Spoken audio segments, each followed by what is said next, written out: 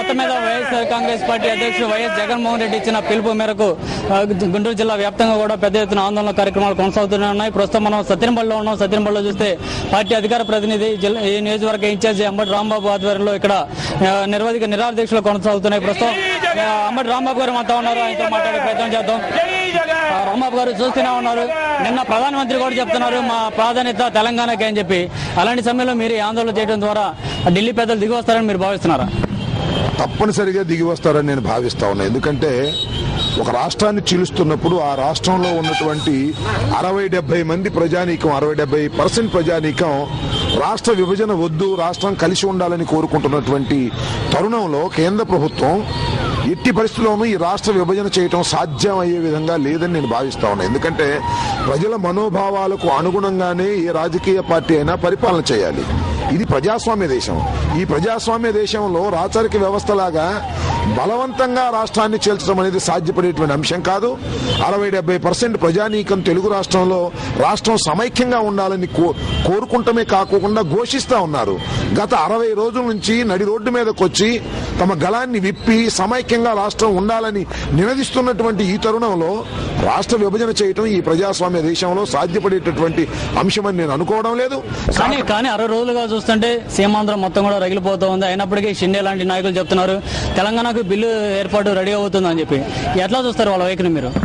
నేను అనుకుంటాను 60 రోజుల నుంచి ఈ సీమాంధ్ర ఉద్యమాన్ని చూస్తూ నోటు తయారవుతుంది అంటున్నారు తప్ప తయారు చేశాము, ప్రక్రియ ప్రారంభించాము, ముందుకు వెళుతున్నామని అనలేకపోతున్నారు. సీమాంధ్రలో ఉన్నటువంటి ఈ మహా ఉద్యమాన్ని చూసే నోటు తయారు చేస్తున్నాం అంటున్నారు తప్ప ఒక అడుగు కూడా ముందుకు వేయలేకపోయారు.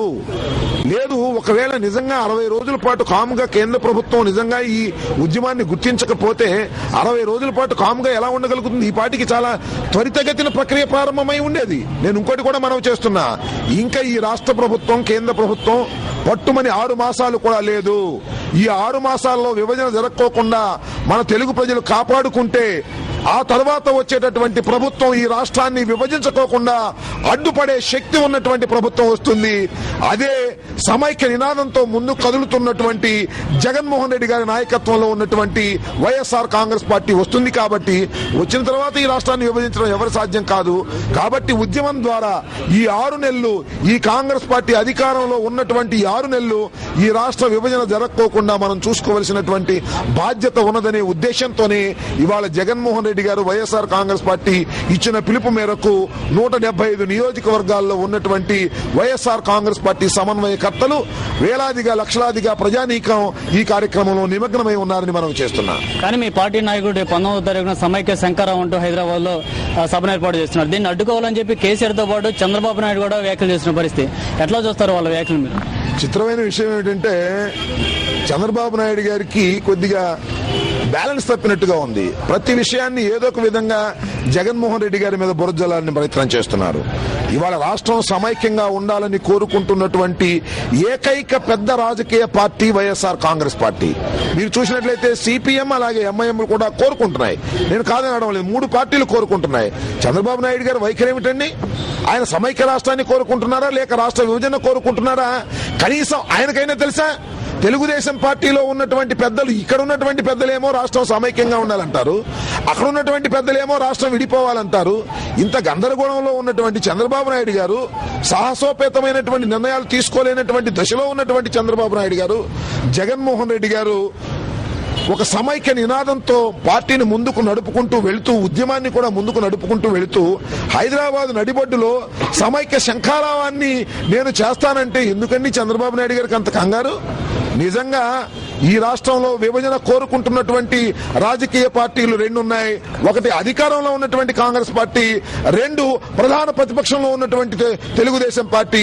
ఈ 2 కూడా రాష్ట్రాన్ని విభజించాలని కుట్ర చేసి ప్రయత్నం చేస్తుంటే ఈ రాష్ట్ర విభజన అడ్డుకుంటున్నటువంటి శక్తులు, సమైక్య శక్తులు ఇవాళ మనం చూస్తున్నాం. రాజకీయంగా 3 రాజకీయ పార్టీలు, అలాగే ఉద్యోగులు, అలాగే రెవెన్యూ ఉద్యోగులైతేనేమి, ఉపాధ్యాయులైతేనేమి, ఎన్జిఓస్ అయితేనేమి, విద్యార్థులైతేనేమి, ఉపాధ్యాయులైతేనేమి, వ్యాపారస్తులైతేనేమి అందరూ కలిసి ఈ రాష్ట్రాన్ని సమైక్యంగా ఉంచాలనుకుంటే చంద్రబాబు నాయుడు గారు, సోనియా గాంధీ కలిసి ఈ రాష్ట్రాన్ని విభజించాలని ప్రయత్నం చేయడం ఎంత దురదృష్టకరమైనటువంటి విషయం. కానీ జగన్ మీటింగ్ అడ్డుకుంటామని చెప్తున్న చంద్రబాబు మళ్ళీ ఇదే నెల 7వ తారీఖు నుంచి ఆత్మగౌరవం పేరుతో జిల్లాలో తిరగబోతున్నారు. ఎట్లా చూస్తారండి?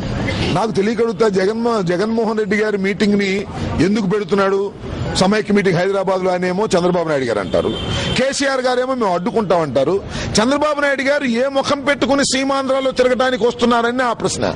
ఆయన సమైక్యంగా ఉండాలని కోరుకుంటున్నారు. ఇక్కడ సమైక్య ఉద్యమం రగులుతా ఉన్న తరుణంలో వస్తున్నటువంటి చంద్రబాబు నాయుడు గారు జై సమైక్య అని ప్రవేశించుకోకుండా ఆయన కాముగా ప్రవేశిస్తే సమైక్య శక్తులు ఊరుకోవని నేను భావిస్తా ఉన్నా. ఆయన రావడం కూడా కేవలం ఈ రాష్ట్రాన్ని విభజించడానికి కావలసినటువంటి మార్గాన్ని అన్వేషించడానికే వస్తున్నాడేమోననేటువంటి అనుమానం కలుగుతున్నటువంటి దశ. ఈ దశలో చంద్రబాబు నాయుడు రాష్ట్రం సమైక్యంగా ఉండాలని బహిరంగంగా చెప్పి మాత్రమే సీమాంధ్రాలో తిరగాలని నా మనవి. ఇంకా ఫైనల్ గా చెప్పండి, మీరు చేస్తున్న దీక్షలకి ప్రజల నుంచి ఎలాంటి రెస్పాన్స్ లభిస్తుంది? అద్భుతమైనటువంటి రెస్పాన్స్. ఇవాళ నాకు తెలిసి సీమాంధ్రాలో ప్రజలందరూ కూడా ఈ రాష్ట్రం సమైక్యంగా ఉండాలని కోరుకుంటున్నారు. ఎందుకు కోరుకుంటున్నారంటే వారికి ప్రధానంగా నీటి సమస్య. ఇవాళ రాష్ట్రం రెండుగా చీలిపోతే నాగార్జున సాగర్ గాని శ్రీశైలం గాని రెండు రాష్ట్రాలకి సంబంధించినటువంటి ప్రాపర్టీ అవుతుంది. అంటే నీటి దగ్గర వివాదాలు పెరిగేటటువంటి అవకాశం ఉన్నది. ఇవాళ మనం చూస్తే జోరాలు గాని ఆల్మట్ గాని వాటి వల్ల మనకి ఎన్ని ఇబ్బందులు వస్తున్నాయో మనం చూస్తున్నాం. వారు ఇష్టం వచ్చినట్టుగా వాటర్ అంతా నిలుపుకొని వారు మనకు రాకోకుండా చేస్తుంటే, నేడైతే నాగార్జున సాగర్ ఆయకట్టకు సంబంధించినటువంటి పొలాలు ఎక్కడా కూడా నీటి పారలేదు, పొలాలు పండలేదు. ఈ సంవత్సరం బాగా